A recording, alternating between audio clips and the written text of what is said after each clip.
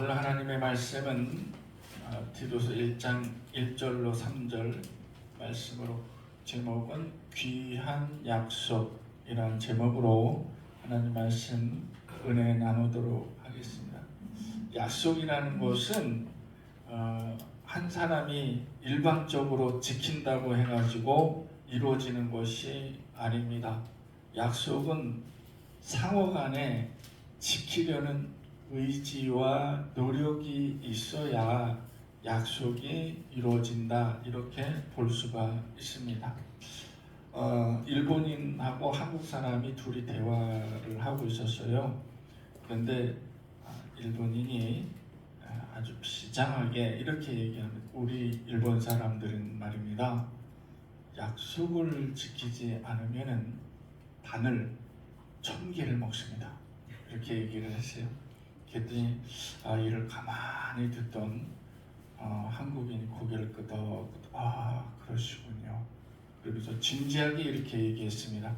우리 한국 사람은요, 약속을 지키지 않으면 칼로 만든 국수를 먹습니다. 이렇게 얘기했습니다.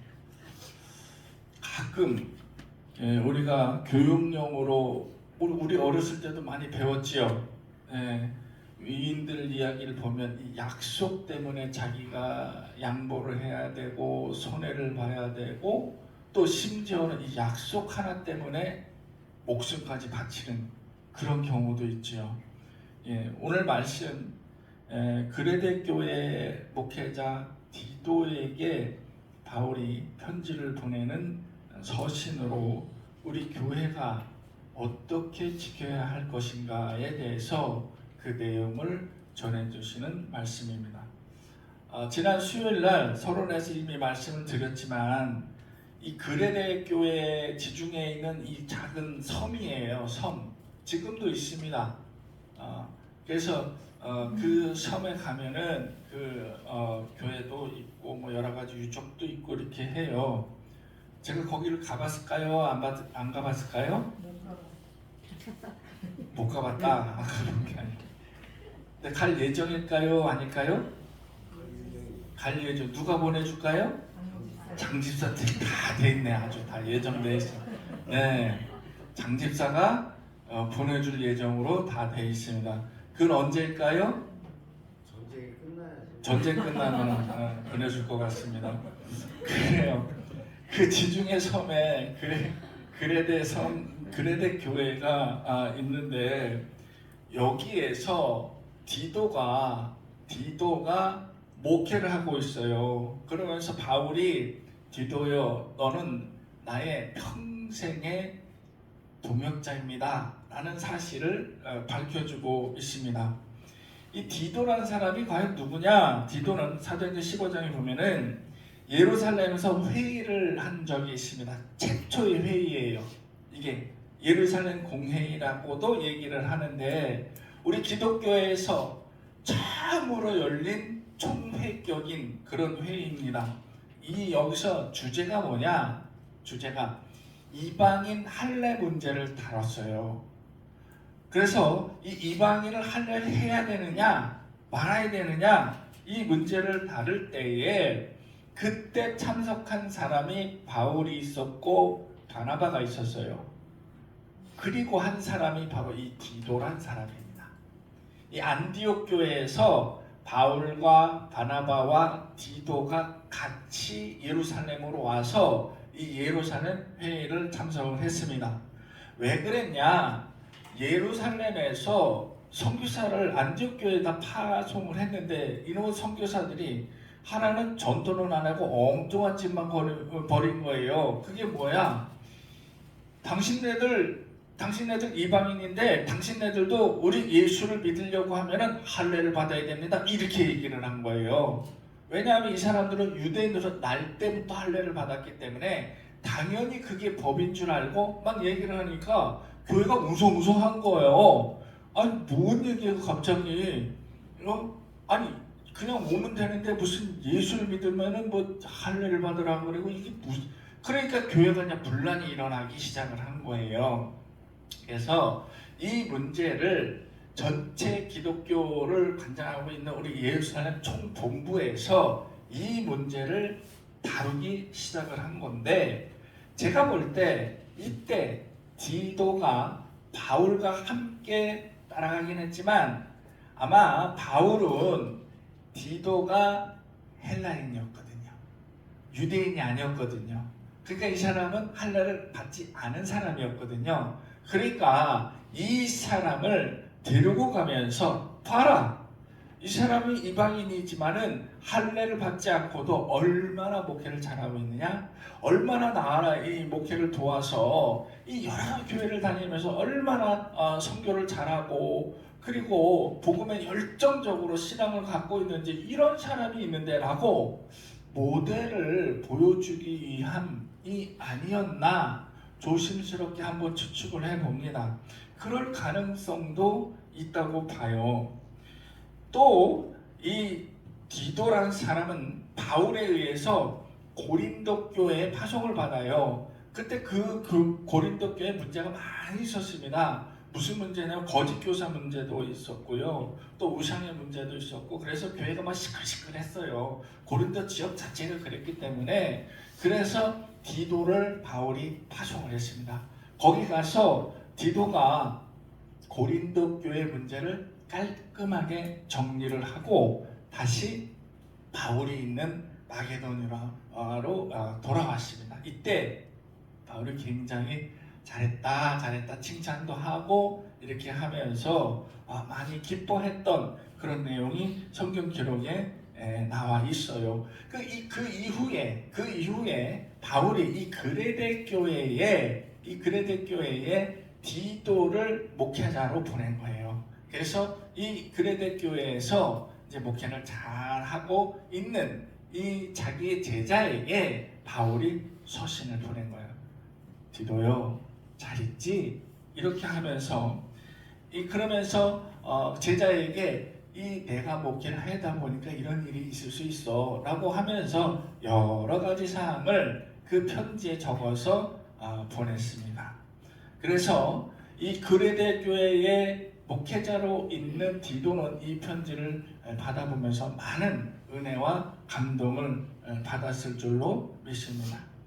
이 바울의 서신들을 보면은 우리가 지금 계속 바울 서신을 공부를 했잖아요. 여러 가지 내용들이 있는데 이 내용들을 딱 압축을 해보면 우상의 문제가 있고요, 거짓 교사 문제가 있고요, 그리고 직분자라 하면 어떤 자격이 있어야 된다. 적어도 신앙인이라 하면 어떤 자격이 있어야 되고, 적어도 예수를 믿는다고 하면 여러분들이 이러이러한 행동은 하지 말아야 되고 이러이러한 행동은 해야 되지 않겠습니까? 이런 내용들이 바로 주를 이루고 있습니다.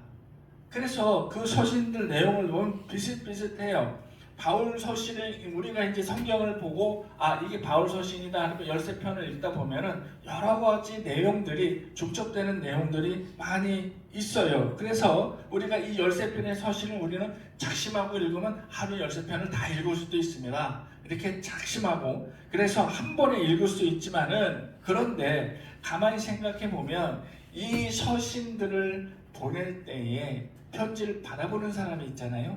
그죠? 편지를 받아보는 사람들이, 이 13편의 편지를 받아보는 사람들이 각기 다 달랐던 거예요. 우리는 한꺼번에 봐서 한꺼번에 내용이 또 있네, 이 내용이 또 있네 라고 하지만은, 그러나 이 편지를 받는 사람은 처음 받는 거잖아요. 처음 읽는 거잖아요. 그러니까 그렇구나 하고 고개를 끄덕끄덕, 그저 그냥 내가 이 편지를 받았을 때 그냥 처음 보는 그런 편지로 볼 수가 있습니다.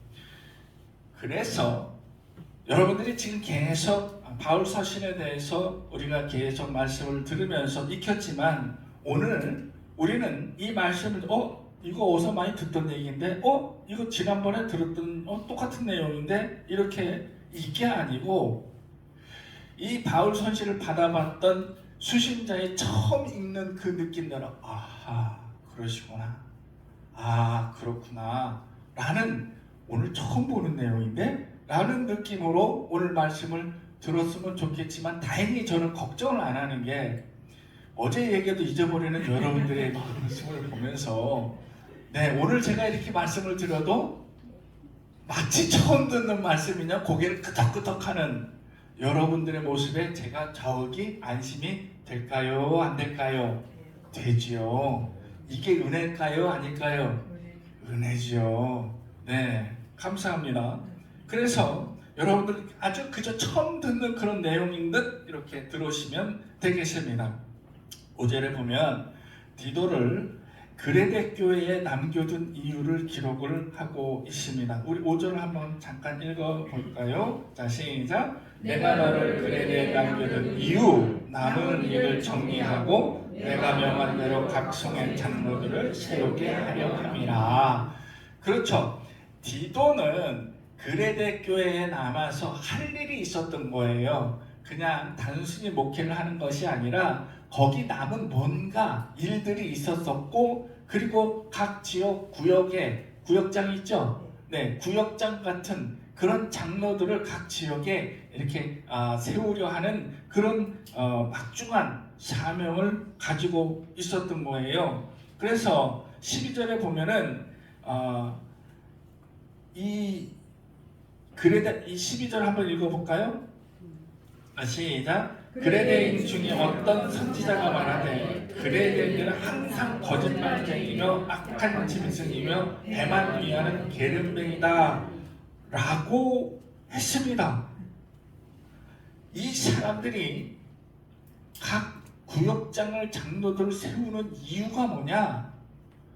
그 지역이 아주 퇴역한 지역이요. 이 사람들이 모여있는 사람들은 완전히 성정이 좀 포악합니다. 이 사람 심성이 오늘 이 12절의 말씀에 잘 나타나고 있는데, 쉽게 얘기해서 다혈질이에요. 그리고 왜 우리 그런 거 있잖아요. 경상도 사람들은 막 대화하는데 잘 모르는 사람이 들으면 뭐 하는 거예요? 싸우는 거 같죠? 그리고 목청이 좀 크죠? 중국 사람들도 그래야 뭐래요? 그래요. 막 자기네들은 보통 얘기하는데 억양이 그렇기 때문에 싸우는 것 같단 말이에요. 경상도 사람들도 억양이 그렇기 때문에 싸우는 것 같단 말이에요. 그런데 사실은 그게 아니란 얘기지. 이 그레데 사람들도 성정이 그래요. 막 큰 소리로 막 얘기를 해요. 그런데 그레데는 섬입니다. 섬 사람들이 굉장히 사는 게 팍팍해요. 바다만 바라봐야 되고요. 그리고 농사도 제대로 지을 수 없고, 그리고 비 오면 나와가지도 못하고, 나갔다 파도 만나면 난파선 당하고 바다에 빠질 수도 있고, 좀 거친 그런 삶을 살 수가 있습니다. 오랫동안 이렇게 쌓여 있다 보니까 그 지역의 사람들이 거칠은 그런 성격을 가질 수가 있습니다. 그래서 12절 말씀을 보면 이 지역 사람들이 굉장히 거칠고 포악하고 그리고 게을르다, 짐승 같다 라는 그런 표현을 했단 말이에요. 이런 사람들을 지도하려고 하면 어렵겠습니까? 쉽겠습니까? 굉장히 어렵습니다. 그래서 각 지역에 장로들을 세우고, 그리고 이 사람들로 하여금 그 사람들을 좀 더 정화시키고 순화시킬 수 있도록 만들었다라고 볼 수 있습니다. 그러면서 바울이 뭐라 그러면 장로를 포함해서 그 이전의 말씀들을 보면은 교회의 중직자들이, 교회의 직분을 가진 사람들이 갖추어야 할 조건을 나열을 하고 있는데, 이게 그 당시에만 해당된 내용이 아니라 지금 우리에게도 정확하게 해당이 되는 내용들이라고 볼 수가 있습니다. 그래서 이 사람들을 어떻게 세워야 되느냐? 바울은 한마디로 이렇게 얘기하면 책망할 것이 없는 사람, 그리고 방탕하지 아니한 사람, 그리고 집안에서 자녀 교육을 참 잘하고 있는 사람, 그리고 고집이 없어야 되는 사람, 분내지 않고 폭력적이지 않는 사람. 야, 이거 보면요, 상식적이지 않아요? 그죠? 예, 이 중에서도 단 한 가지 조건이 나에게 맞는다라고 하면, 그러면 결격 사유가 되는 거예요. 제가 이렇게 쭉 책망할 거 없고, 방탕하지 않고, 자녀 교육 잘하고, 고집 없어요, 분내지 않고, 폭력적이지 않고, 이걸 쭉 읽어보니까 다 통과 다 되는데 딱 한 가지에서 걸려요. 권사님 뭐가 걸릴 것 같아요? 권사님 폭력적이에요? 임직선님 매 맞는 남편이요? 그랬던 거예요? 제가 딱 보니까 고집에서 걸리는 것 같아. 여러분들 다 고집 있지요? 고집 없는 사람 없지요? 아우, 난 고집이 없어서 하는 사람이 제일 고집이 많어. 그죠? 네, 그렇습니다. 고집 다 여러분 다 고집 갖고 있어요. 저는 고집이 없을 것 같아요? 저도 나름 고집이 있어요. 근데 더 큰 고집 때문에 제가 눌려요. 네, 그렇습니다. 이 고집만 부리지 않으면은 아마 이 결격 사유에 해당되지 않는 것 같아요. 그런데 책망할 것도 없고, 방탕하지 않고, 교육 잘 시키고, 고집도 없고, 그리고 폭력적이지 않고, 화내지 않고, 뭐 이러면서 반대의 경우, 그러면 이러지 않고 어떤 사람을 택해야 되냐? 오직 없는 사람, 불우한 사람, 가난한 사람, 고아와 과부를, 그리고 나그네를 대접할 줄 아는 사람. 그러니까 뭐요? 나를 희생할 줄 아는 사람을 세워야 된다라고 얘기를 하고 있습니다. 도움 베푸는 걸 아주 즐겨 할 줄 아는 사람은요, 나를 희생할 줄 아는 기본이 되어 있는 사람이라 이렇게 평가할 수 있습니다. 그렇다면 우리 다시 한번 생각해 봅시다. 자, 어떤 사람이 되어야 되느냐? 네, 가여운 사람들 있잖아요. 불쌍한 사람들, 고아와 과부, 이런 사람들요, 나그네 이런 거를 대접하는 사람이에요. 이 문구를 다시 한번 생각을 해보면, 이런 심성을 가진 사람들이 교회의 중직자가 되어야 되고, 재직들이 되어야 되고, 직분자가 되어야 된다는 이야기잖아요. 그죠? 맞습니다. 집사, 권사, 장로들이 조건이 뭐냐? 이러한 심성을 가진 사람들이 집사, 권사, 장로가 되어야 된다는 얘기예요. 그렇다면 여기서 포인트, 우리 교회가 그러한 조건들로 채워진 사람들이 모여있는 교회란 얘기예요.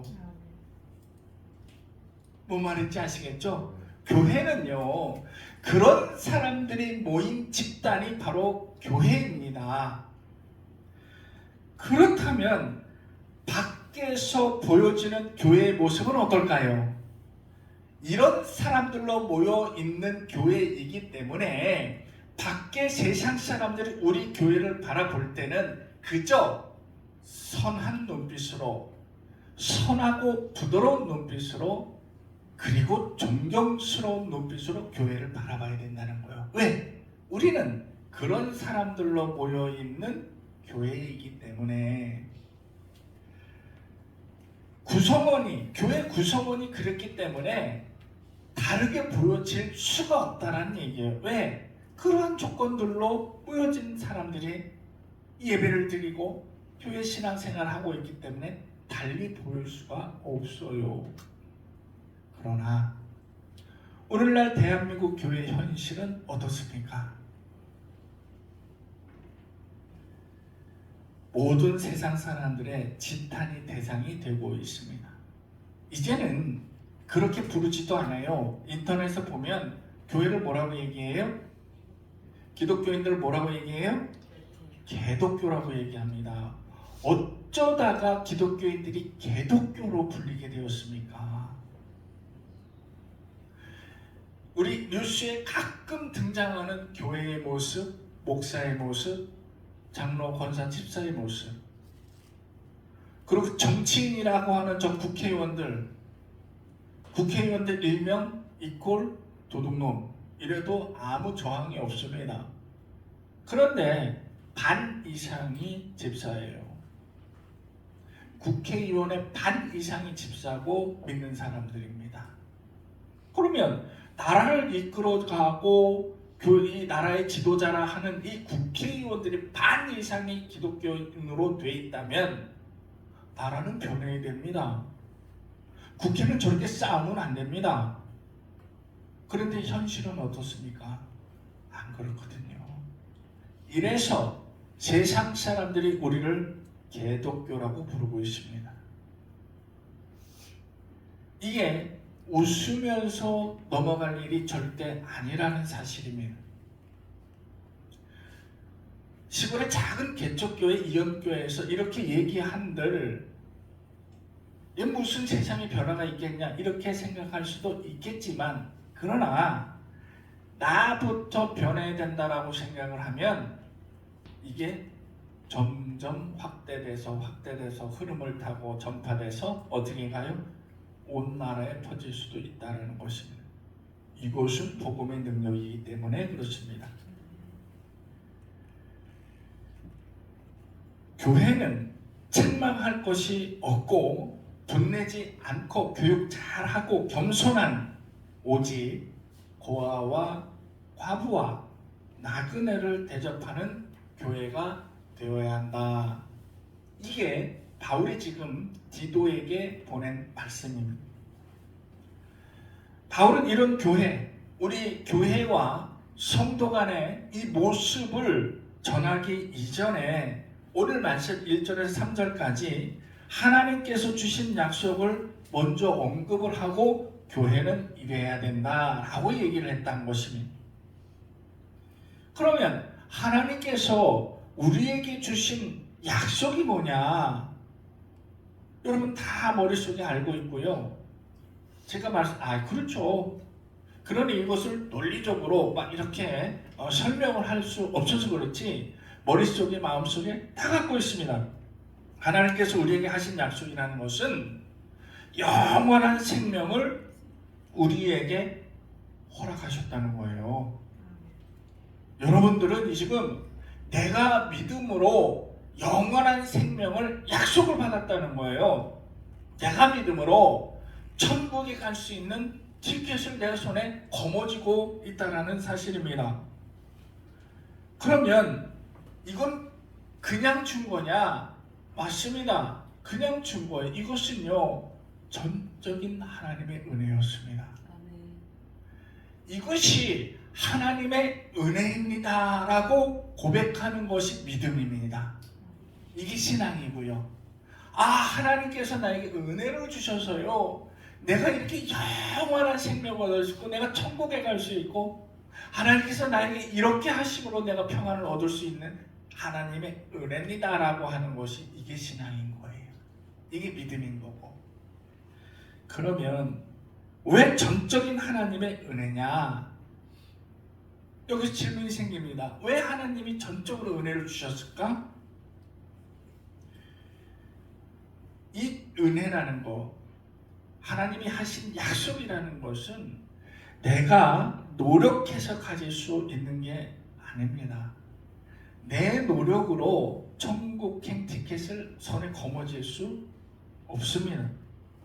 내가 아무리 원했다고 그것을 내가 가질 수 없습니다. 쉽게 얘기해서 이 약속, 하나님께서 우리에게 주신 이 약속이라는 것은요 돈으로 살 수 없습니다. 그리고 권력으로 살 수 없습니다. 제 아무리 대통령, 국회의원, 국무총리라 해도 이거 살 수 없습니다. 내가 권력자라 해서, 내가 왕이라 해서 이를 누릴 수 있는 것이 아니고 가질 수 있는 것이 아니란 말이에요. 결국 내 노력으로 인해서 내 생각, 내가 원해서 내가 가질 수 있는 것은 아니라는 거. 쉽게 얘기해서 누구나 다 가질 수 있는 영원한 생명입니다. 이거 잘 생각해 보세요. 누구나 다 가질 수 있는 그런 영원한 생명입니다. 그러나 누구나 다 누릴 수 있는 영원한 생명이 또 아닙니다. 누구나 다 가질 수 있는데 누구나 다 가질 수 없는 것이 바로 이 영원한 생명이라는 거예요. 이게 뭔 말이지? 어렴풋이 여러분들이 다 이해하고 계실 거예요. 하나님의 약속을 취하는 이 전제 조건 첫 번째는 뭐냐? 먼저 믿어야 됩니다. 믿어야 돼. 그러면 믿기만 하면 됩니까? 그렇습니다. 믿기만 하면 됩니다. 믿기만 하면 되는데 믿되 어떻게 믿어야 되느냐? 진실되게 믿어야 됩니다. 저는 여기서 이거를 진실되게 믿어야 된다라고 표현하고 있습니다. 그러면 진실되게 믿는 믿음이라는 것은 뭐냐? 여러분, 내 입술로 나는 주님을 믿어요. 나는 주님에서 떠나서 살 수 없어요. 나는 예수님의 제자입니다. 하나님의 자녀고 백성입니다. 나는 이렇게 얘기할 수 있는데, 그런데 내 삶이 세상 사람하고 똑같이 살아.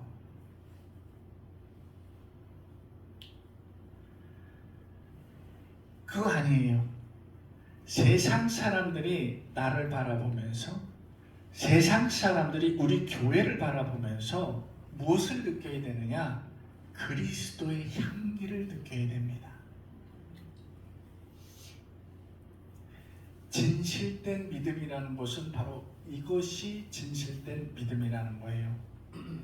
믿기만 하면 영원한 생명에 갈 수 있습니까? 맞습니다. 그럼 믿기만 하면 되는 거죠? 맞습니다. 그럼 어떻게 믿으면 되죠? 진실되게 믿으면 됩니다. 진실되게 믿는 것은 무엇이죠? 내가 믿음으로 나도 모르게 남들이 나를 봤을 때 그리스도의 향기가 뿜어져 나오는 믿음이 생겨야 되는 거예요.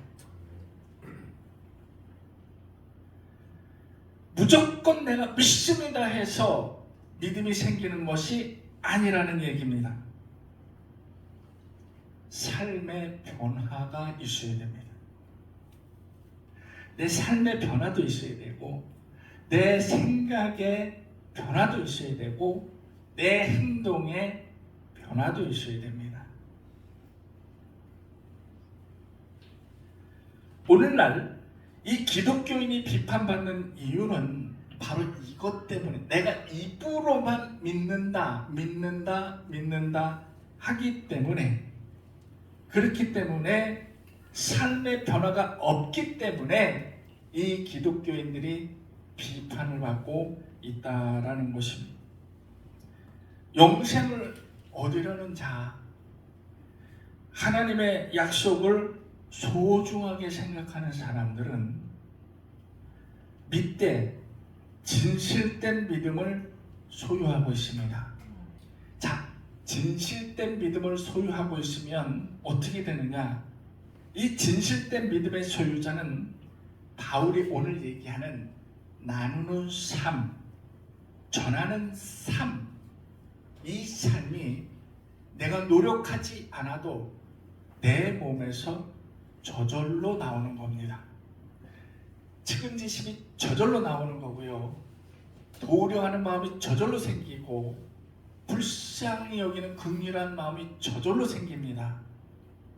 그래서 내가 그에게 손을 내밀 줄 알고, 그를 일으켜 세울 줄 알고, 토닥거릴 줄 알고, 그의 말에 귀 기울일 줄 아는 사람이 되는 것인데, 바로 이게 그리스도의 향기라는 것입니다.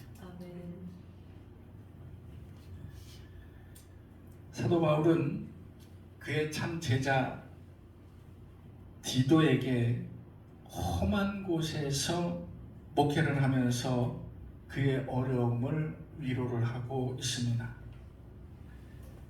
오늘 신앙의 본이 되는 이들은 교회 지도자로 세우라, 이렇게 바울이 얘기를 하고 있습니다. 그리고 이 사람들을 본받게 만들어라, 이렇게 얘기하고 있습니다. 이게 바로 참된 교회의 모습을 갖추는 첫걸음이 되는 것입니다.